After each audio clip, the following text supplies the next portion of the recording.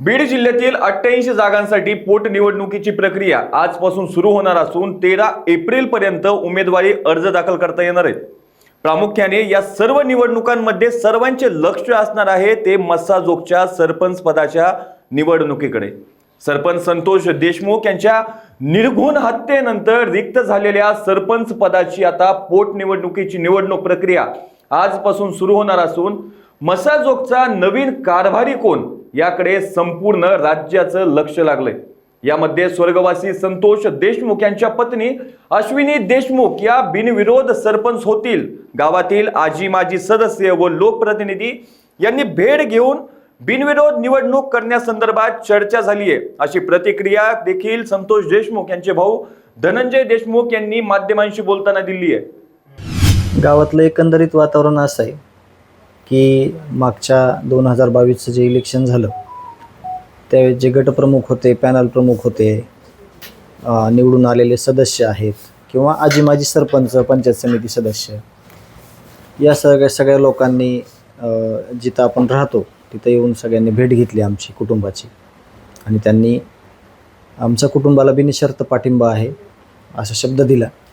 परंतु घरातल्या लोकांनी आणि गावकऱ्यांनी सांगितलं की याच्यात एक आहे की आपली जी केस आहे ती खूप मोठी आहे, त्याच्यात थोडा पण आपल्याला म्हणजे त्रास झाला नाही पाहिजे किंवा आपल्याला त्याच्यात कमी पडलो नाही पाहिजे, म्हणून घरातून वहिनींना बिनशर्त पाठिंबा आणि एक संतोष अण्णांना आदरांजली आणि 18 महिन्याचा कालावधी जो राहिला आहे त्याच्यात संतोष अण्णाला जे काही गाव वाटायचं, जे काही त्यांचे स्वप्न होते, जे काही सामाजिक काम होतं ते तर सगळ्या टीमनी चालू ठेवलेलं आहे, गावकऱ्यांनी तुम्ही पाहिलेलं आहे वेळोवेळी। तर तसंच त्यांची अपेक्षा आहे आणि माझं देखील तेच उद्देश आहे की ही निवडणूक बिनविरोध व्हावी आणि जे गावचं राहिलेलं काम आहे, जे उर्वरित सगळी जी काही काम आहेत ती सगळी पूर्ण व्हावीत आणि हीच एक आदरांजली संतोष अण्णाला असेल। अण्णांनी जे काय मस्साजोगच्या सरकारमध्ये काम केलेलं आहे त्या कामाला पुढे नेण्याचं देशमुख कुठून काम करीत आहे, तुम्ही काय सांगता?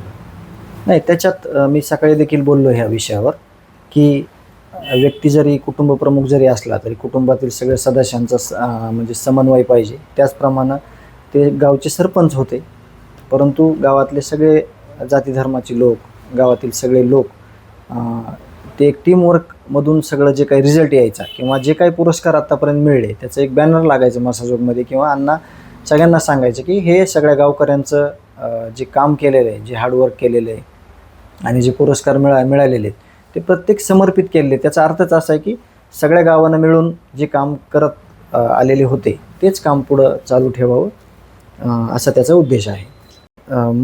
वहिनीच म्हणजे फॉर्म भरणार आहेत आणि त्याचं कारण देखील आहे। 2011 ते 17मध्ये त्या स्वतः उपसरपंच होत्या। 2013 ते 17 या कालावधीमध्ये त्या केस बाजार समितीच्या सदस्य होत्या। त्याच्यानंतर 17 ते 22 या सुद्धा कालावधीमध्ये त्या स्वतः सरपंच होत्या आणि 2022ला संतोष अण्णा स्वतः सरपंच होते, म्हणून त्यांना त्याचं माहिती देखील आहे आणि गावकरी सगळे सोबत असल्यामुळे त्यांना कुठली अडचण येणार नाही। आज सगळ्यांची अपेक्षा तशी आहे, परंतु येणाऱ्या 1-2 दिवसात आपल्याला ते देखील चित्र स्पष्ट होईल आणि ते आपण म्हणजे बघू आता 2 दिवसात काय होतं ते, कारण आजपासून फॉर्म भरायला सुरुवात आहे ते 13 तारखेपर्यंत। तर त्या कालावधीमध्ये काय नेमका घडामोडी घडतात त्याकडे आपल्याला लक्ष देणं गरजेचं आहे।